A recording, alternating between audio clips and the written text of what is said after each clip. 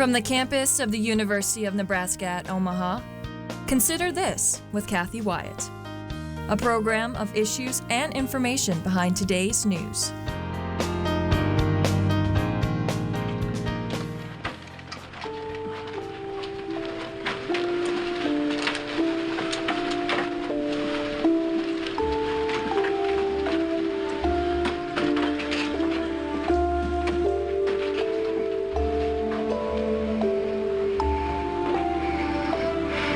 Further, Warren, I wanted to just go over some of the expenses with you. What we do is we itemize all of our charges and break them down into different categories. For our professional services, our embalming, and other preparation of the bodies, those figures would total up to about $1,550. Then for the use of our facilities and equipment and staff for the visitation and the funeral service, in addition to that, we have some other expenses out at the cemetery. Our charges would total about $1,500. And in addition to that, we'd also have the caskets all total up to about $2,750. And finally, for the use of our automobiles and tools and services, $15 about $430. Any questions or anything about that? What if I drive myself? Hi everyone, I'm Kathy Wyatt. Welcome to the 29th season and this week's edition of Consider This. Our topic, planning your own funeral. Joining us to talk more about it are Andrea Reef, funeral director at Hoy Kilnosky Funeral Home and Crematory, and Leah Critchfield, pre-need counselor at Good Shepherd Funeral and Cremation Services. Thank you both so much for being here and welcome. Thank you. Thank you. You bet. Andrea, I want to start with you and your thoughts as you watch that opening clip. I think that clip really captures the reality of death and all of the emotions that can come with it.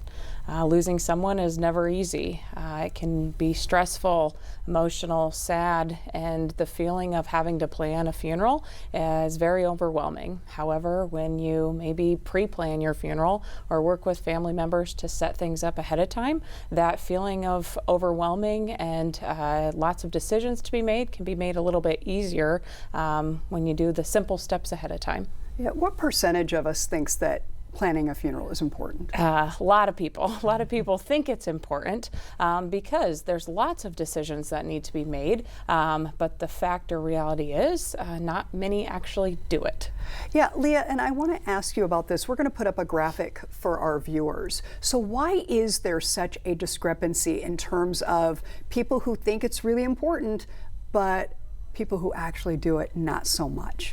You know, there are lots of different reasons I see. I think one of the biggest reasons is just it's not a fun topic. It's not something people really want to think about. So, you know, we're from the Midwest. They always say, I'm going to get around to it. And it's just on the last on the list of things to do. I think the fear of the unknown. If you're not very familiar with the process or haven't gone through it, you don't really know what to expect. A lot of people think it's going to be more complicated than it is. There's two things families always tell me after they leave, after getting their wishes written down. They always say, oh, that wasn't that bad and that wasn't that hard. And then they'll also say, I have a lot of peace of mind now. So, and I think also in this world today, I think money is another big factor. You know, it's scary. How much is this going to cost based on what I want? So just knowing they can come in, get those questions answered, and it's actually a pretty simple process. Okay, Andrea, I do want to talk more about that cost because it is top of mind for folks. We're going to put up another graphic for our viewers. And as we're doing that, tell us what's important to know about fees for funeral services. Definitely. Funeral costs are generally broken down into three parts. The services provided by the funeral home, the merchandise that you select to go along with these services, for example, the casket, the urn, and maybe any cash advances like cemetery, obituary fees, flowers.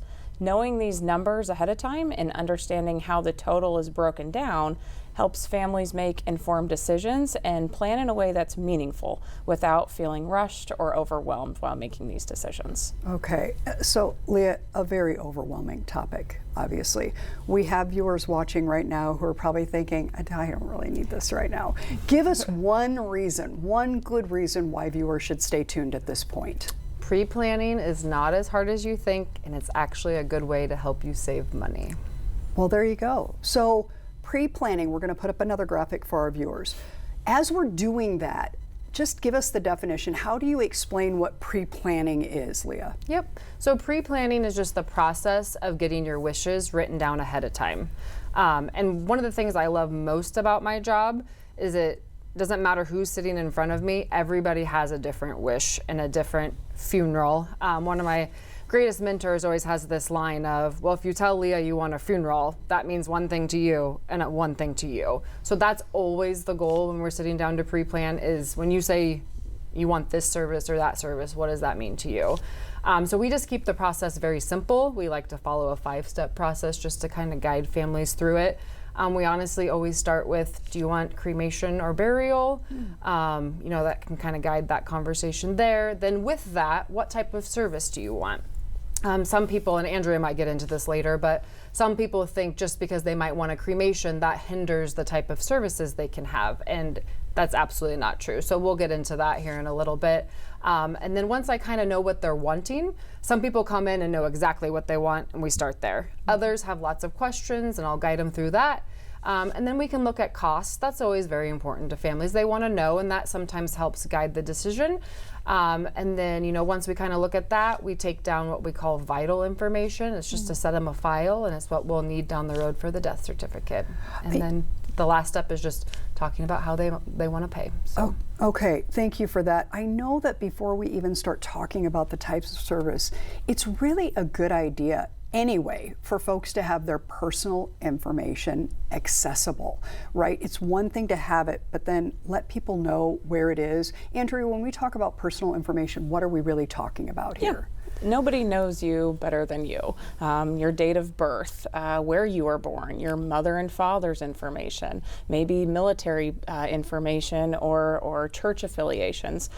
When you take that information and you gather it and come to the funeral home and pre-plan or start making those notes, it's very important to tell your family and friends, hey, I went to XYZ funeral home and I started these plans and this is where they are, but also maybe in my home, this is where they're kept in the safe or in a special safe place for family to get when the time comes as well. Okay, thank you. Now, when they come and sit down with you and they're saying, I don't even know the first place to start here, because we do have more types of services now, what are you telling them, and how are you telling them so that they're able to process all of that? Definitely. It's a much easier conversation to have with us before the death even occurs. So when you come to the funeral home, it's a very easy conversation of, like Leah said, talking about the things that you want in your own services. It's prying questions of, do you want your body to be viewed? Is it important for your family to view you before a cremation happens or before a burial happens? It's very important to talk about those things with your family, not only of what you may want, but what your family may want when the time comes as well. Okay, thank you. And we talk about the importance of having someone who is in charge, Leah. I think, especially for viewers watching now who are starting to think this might not be such a bad idea, right? What are the roles and responsibilities of a person who is in charge of all this? Absolutely, that's a great question. So typically, who we see in charge when the time comes, in our world we call kind of the next of kin. So whether that's a spouse, a partner, a child, children, aunts and uncles, you kind of just go down the gamut there. But I always recommend, because I do have these conversations with my families, that you choose someone that you trust. Because at the end of the day, they're going to be the one coming into the funeral home and making those final decisions for you. Whether there's something written down or not, that kind of determines how much they have to do. Again, I know we keep talking about pre-planning, but if you have fears or reservations about who's going to be in charge when the time comes, a great way to ease that is to come in, get everything written down with your funeral home of choice. That way, whoever's in charge has a game plan to follow, and they can just execute those wishes for you. So depending on what's written down in advance really determines how much they have to do. If somebody's already come in, met with Andrea, has everything written down, really the next of kin is just choosing dates of the service, maybe what they want for lunch, and those types of things. It just really takes a lot off their plate when it comes to that. Great segue into the financial question. So we looked at some numbers earlier. It can be different for everybody. So Leah, when somebody says, we really want to do this right, but we just don't have a lot of money. What are some good ways, not to cut corners, but to just be a little bit more cost effective? Yep, absolutely. There's a couple different ways you can do that. Honestly, if you wanted to prepay in advance, there is cost savings there, because you do get a guarantee on service and merchandise costs from the funeral homes. Many funeral homes have monthly payment plans, so you can kind of start paying on it in advance and kind of get the money into the trust to be there for when the time comes. Merchandise is another area.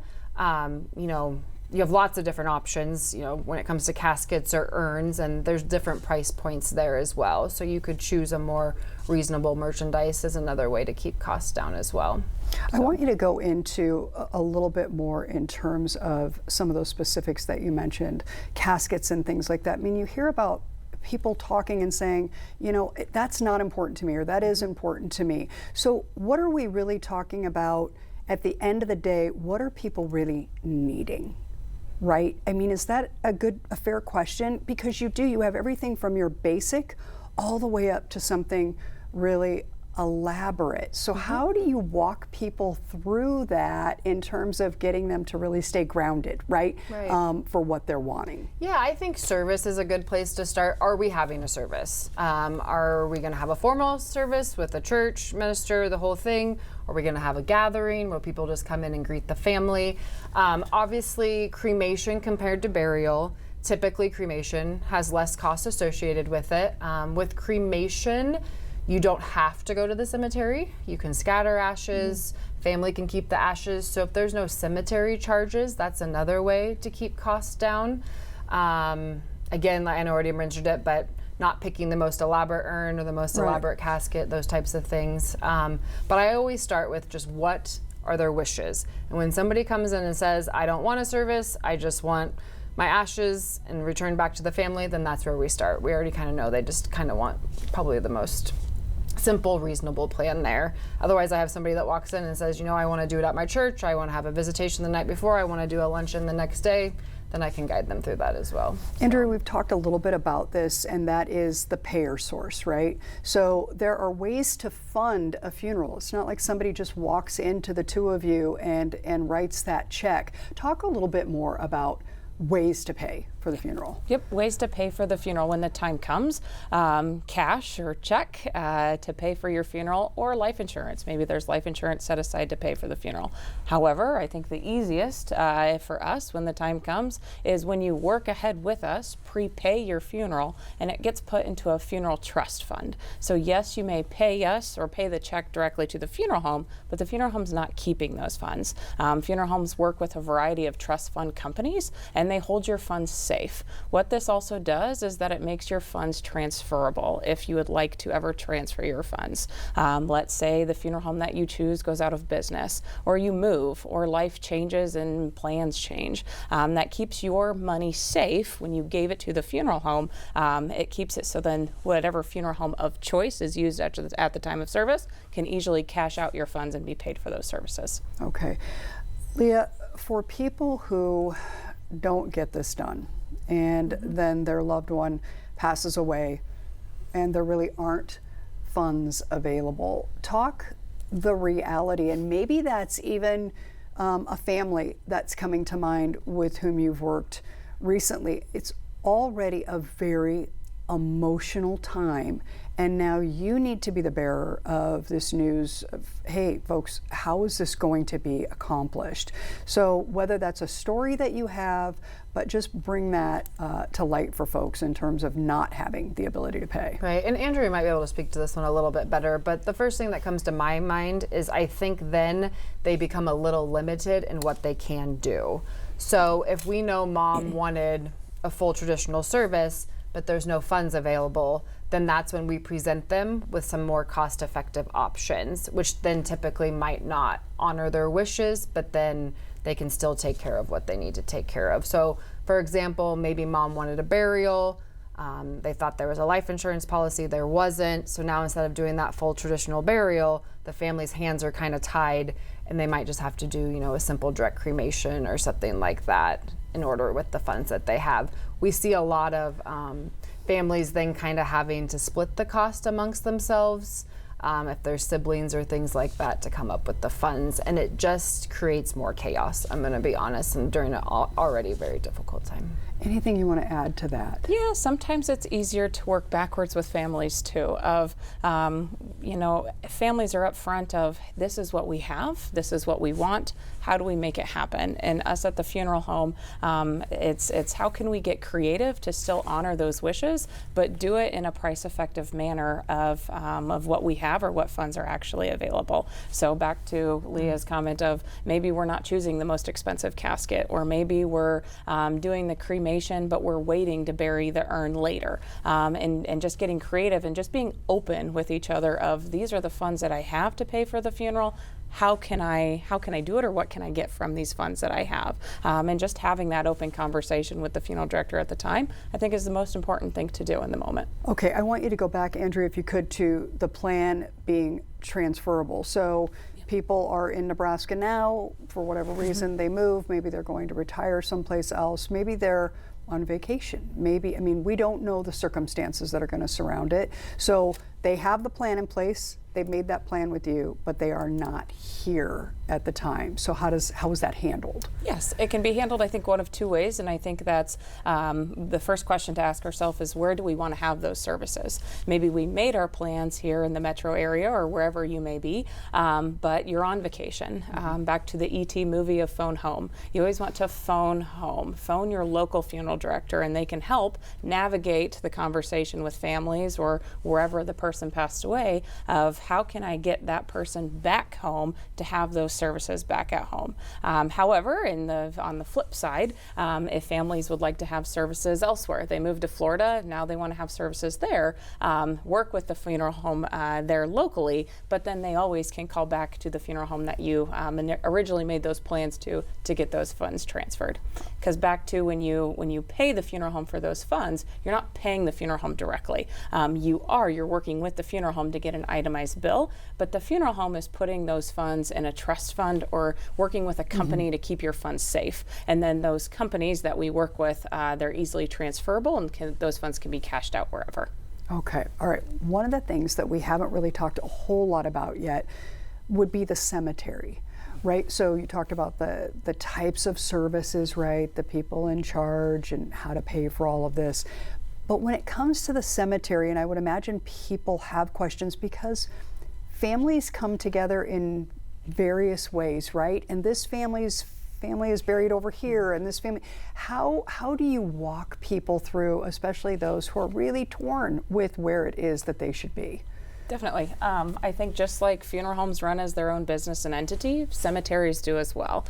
Something that can come into consideration when choosing a cemetery is the cost of the plot, the cost to open and close that grave. Maybe cemetery, because the family is mobile or not from around here or the death occurred elsewhere, maybe it's not appropriate or a thought to even bury at a cemetery. Maybe families would like to take the urn home and have the cremator remains with them in their home until maybe a second spouse passes or somebody else in the family passes away, and do the burial of multiple or more than one set of cremated remains together. Urns or cremated remains can be scattered on personal property or rules and regulations of public property of where cremated remains can be scattered. But maybe a cemetery isn't the first choice for some people, and cremation scattering or putting cremated remains on display makes sense for more people. Okay, I'm going to come to the all-important question of benefits here, Okay. right? So we have people watching, and they're thinking about it. The benefits, if we could just, and Andrea, I'll start with you, just walk people through. But I want to start with, how old should somebody be when they start thinking about this? Because as we know, no one knows when their time is. So Andrea, what would you tell people when they say, at what age should I approach you, right? The great thing about pre-planning for your funeral. There's many perks of pre-planning. There's a huge benefit of prepaying. The one guarantee in this world is the cost of things are not going down. With caskets, urn, merchandise, services included, costs are rising. The guarantee or the positive of pre-planning for your funeral and also prepaying for your funeral is it locks in today's cost. You're doing nothing but saving yourself money the sooner you pre-plan and especially prepay. Okay.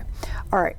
How often should you update? So let's say you do have a 20-something-year-old who comes in, right? How often do you update this plan? How often do you circle back? The one consistent thing in life is change, right? So whether it be a marriage, you move, life changes. Update those plans every few years. Maybe there's something that's different in your life that's now important that you want to make sure is included in your funeral plans. Maybe you heard a song on the radio that's new and upcoming and you want to make sure that it's played at your funeral. Every few years it's okay to call the funeral home, sit down with your family and friends and say, this is what I want for my funeral, and let's make some updates to my obituary or the number of grandchildren that I have now.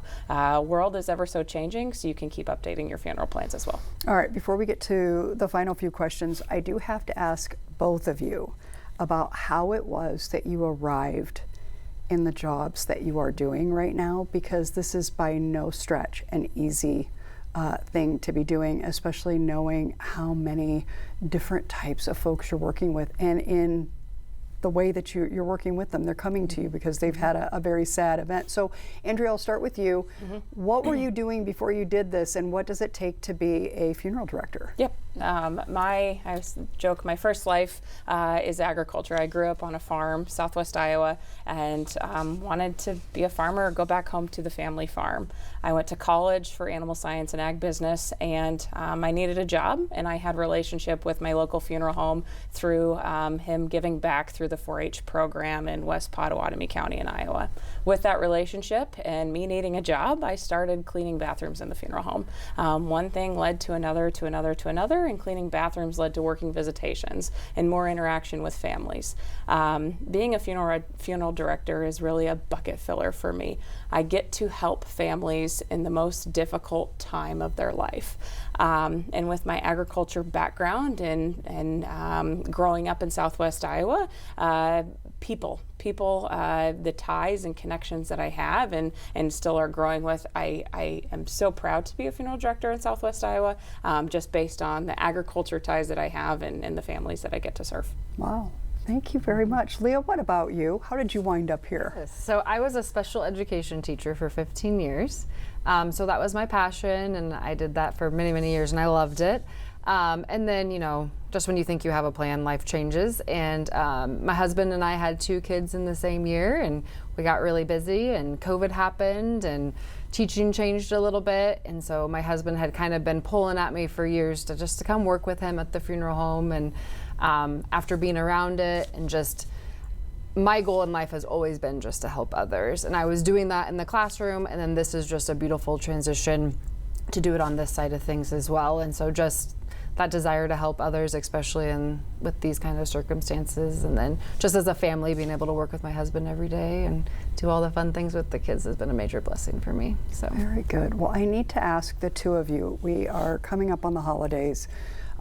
One of the most difficult things about a topic like this is getting the conversation going, and I intentionally wanted to spend the last 4 or 5 minutes of this discussion talking about that. So is there a way, Andrea, that you, and it's not a one size fits all, but is there a way that you could encourage people to at least start that conversation, whether it's a statement, a question, memory, I don't know. What would you suggest? Yes, the first 3 letters of funeral is FUN. Not to make light of a difficult situation, but funeral planning can be fun. It's what you want for your final wishes for your services. Talk about it with your family. You said holidays are upon us. When you sit down at Thanksgiving dinner, hey everybody, let's talk about a really important topic that it's much easier to talk about now when emotions and sadness and grief aren't hitting us straight in the face. Have that conversation when it's more of a lighthearted time, when families are together in a happy moment. Things are much easier to talk about during the happy times. And man, sometimes when you wait to have those conversations until you immediately need the funeral director, it's sometimes a lot harder to do. So the sooner you can do that, I think the better. Leah, how do you know, because audience is so important, even around the Thanksgiving table, right? How do you know when it's going awry, that conversation not going so well? Maybe it's that one relative, right, who's going to be that one every time that brings something up that starts to take all these wonderful things Andrea just said and suggested and go another way. What's a red flag? In regards to a conversation, yep. Somebody might say something, somebody might, I don't know. Yeah, that's a good question. Probably a lot of statements that I would say that are directed towards I want, I would like. My whole goal, anytime I'm sitting down with anyone, is to write down your wishes. And so once the conversation steers from the loved one's wishes, that's when I would say that's a red flag. Oh, really good thought. Okay, we have 2 minutes left. I'm going to give you each about 30 seconds to a minute for final thoughts. Maybe we haven't hit the question you wanted. Maybe there's just something that you want to add to make sure that the viewers know. Leah, I'm going to go ahead and start with you on that. I guess I would really just want viewers to know it starts with asking questions. I literally had a lady call me today on the phone, and I could tell she was a little nervous, and she said, I just want to ask you a few questions. Is that okay? And I said, absolutely. And we got into it, and we actually talked about a lot. And by the end of it, she said, you know, you're the only one that's picked up the phone and was willing to answer my questions. You have no idea how much peace of mind you just gave me. And she's like, I'm going to chat with my husband and I'll call you back. So I just think a lot of people are nervous, and it just starts with a conversation. So whether it's a call to your local funeral home, whether you just pop in, ask for, you know, maybe their general price list as a nice starting point just to kind of see what their prices are. But I just recommend calling whoever you're comfortable with, going in, sitting down, whether it's a 10-minute conversation or an hour. There's no right or wrong. You just got to get it started. Okay, thank you. 30 seconds. I think the best gift you can give your family is pre-planning for your funeral. When I unfortunately have to sit down with families, it's a very sad time. Nobody wants to do it. Nobody wants to be at the funeral home to make these decisions on what services we have for mom. But when I can sit down with a family and open a file and say, you know what, mom and I had a really nice conversation 3 years ago, and all of these decisions are taken care of, her plans are made, and oh, by the way, it's paid for. I think that can give families a peace of mind and a beautiful gift you can give a loved one. Andrea and Leah talking about planning your own funeral today. Thank you for sharing your time and expertise. We wish you the very best moving forward. Thanks to our students who are working so hard behind the scenes, and of course, to all of you for watching. We will see you next week.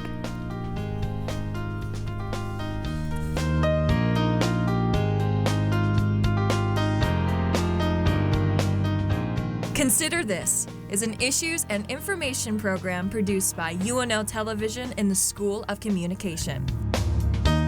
More information and program archives can be found at nebraskapublicmedia.org/considerthis. If you'd like to share your comments about this program, call the UNO School of Communication at 402-554-2600 during regular business hours, or send an email to cwyatt@unomaha.edu.